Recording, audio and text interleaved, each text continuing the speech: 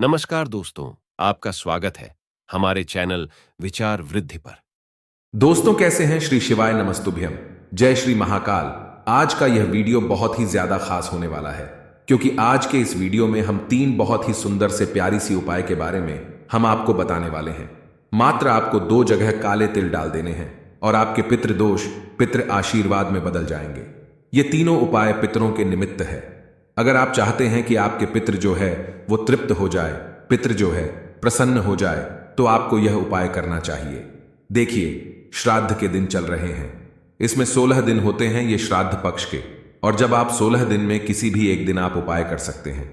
देखो, 16 दिन पितरों को समर्पित होते हैं। पितृ जो है वह पितृलोक से धरती लोक पर आते हैं, पृथ्वी लोक पर आते हैं, और उनका जो निवास होता है वह होता है पीपल के वृक्ष के वहां पर दक्षिण दिशा से पितृ आते हैं। हमें इन दिनों पितरों के लिए कोई ना कोई उपाय करना चाहिए। तो आज के इस पूरे वीडियो में 3 उपाय पितरों के निमित्त आपको करना है। तीनों उपाय में से जो उपाय आपको लगे आप कर सकते हैं। कल करना चाहे कल देखो, कल करना चाहे तो आप कल भी कर सकते हैं।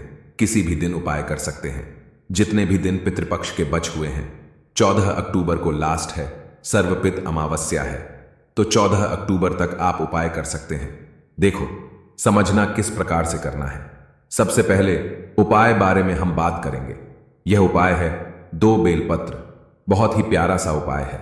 देखो, अगर आपको ऐसा लगता है कि आपके पितृ जो है वह आप पर प्रसन्न नहीं है, आपके पितृ जो है वह खुश नहीं है, आपसे आपके पितरों की वजह से आपके घर में परेशानी आ रही है।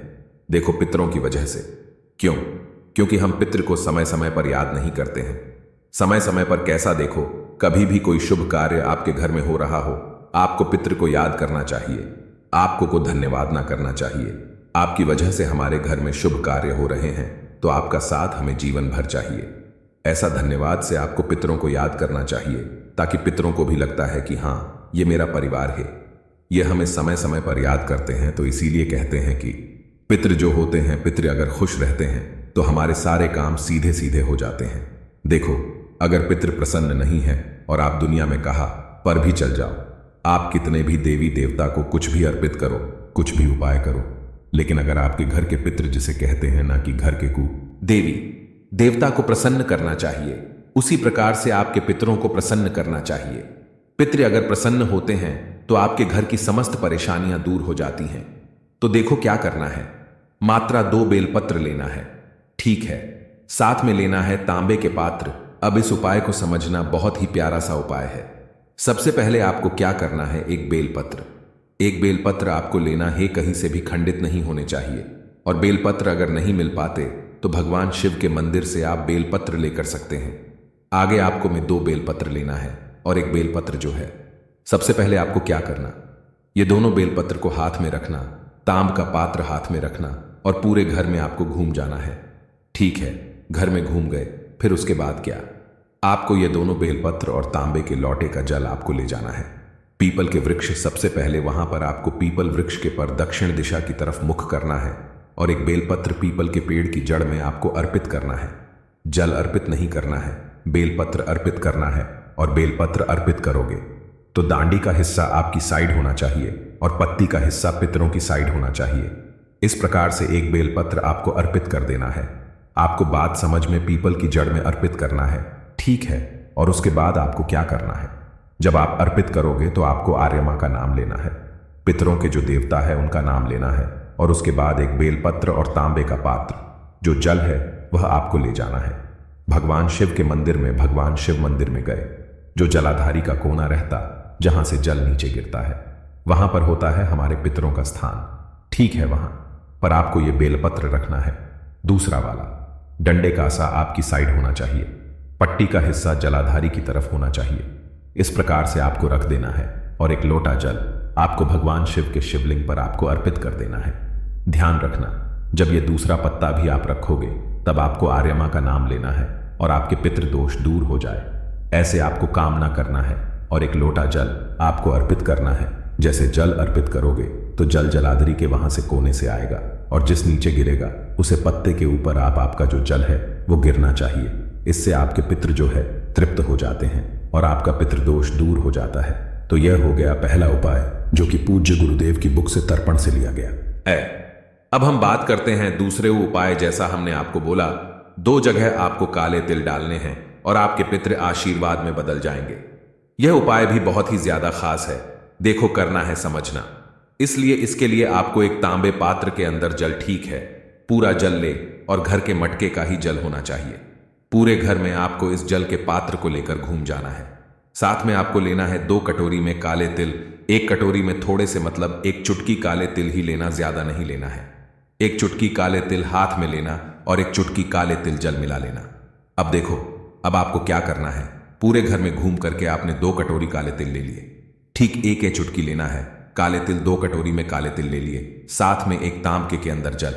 अब आपको जाना है पीपल के वृक्ष के वहां पर, ठीक है।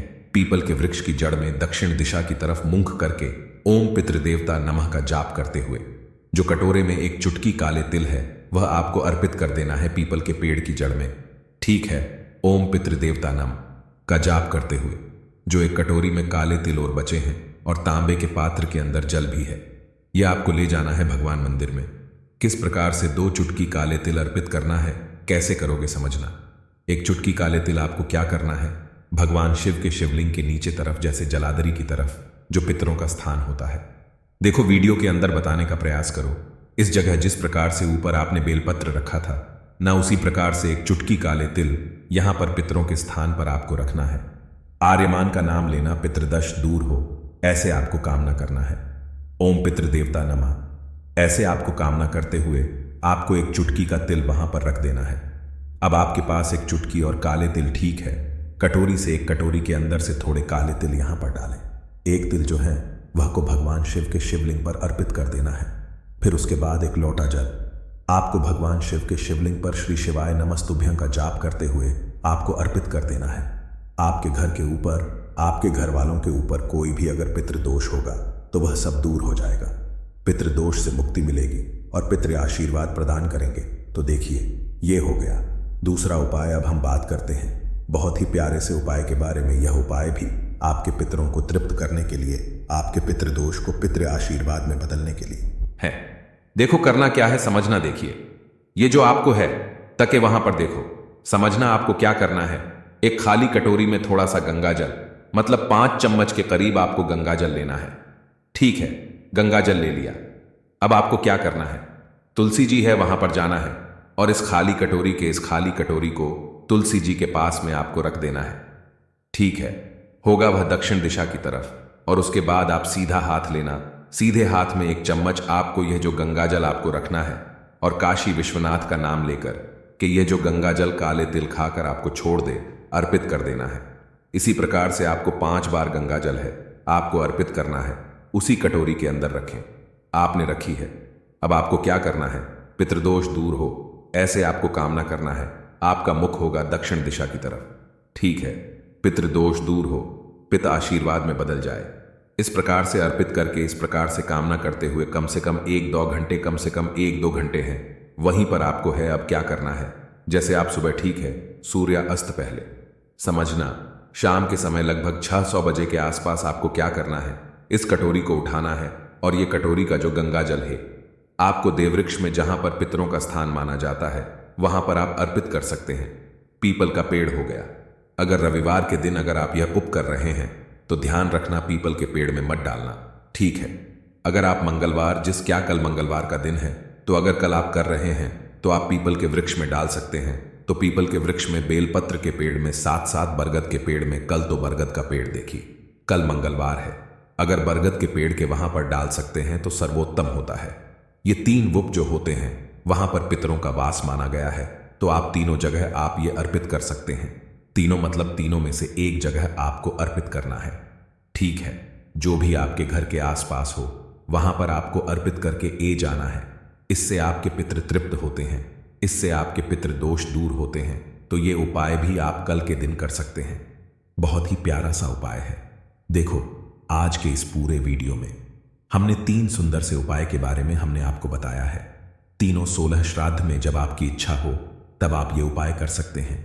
अगर आपको कुछ भी चीज समझ में ना आए तो कमेंट में एक बार पूछ लेना, गलती नहीं करना है। श्री शिवाय नमस्तभ्यम। हर हर महादेव। और कमेंट बॉक्स में जय श्री महाकाल जरूर लिखें।